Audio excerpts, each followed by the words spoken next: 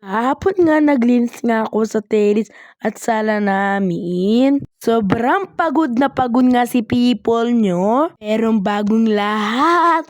Hello mga people, it's me Darrell Vlog. Ang init na panahon nga, si people nyo nga ay kain tulog na lang. Inutusan nga ako na bumili ng yelo sa tindahan. Galit ata si people nyo, Diyos mio. Fast forward, nakabili na nga ako ng yelo at pauwi na din. Sorry nga, hindi ko nga pinapakita yung video ko kanina nga bumibili ako. Naiiya nga ako. Kumuha na nga ako ng baso sa kusina para makainom na rin. Uaw na uaw nga si people nyo. At nakita ko nga banggera namin ay puno na puno ang ugasin.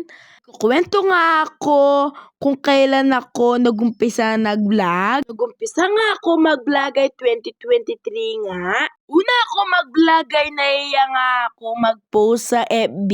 Tinigilan ko lang nga ang aking pag-vlog kasi nga nasira yung CP ko.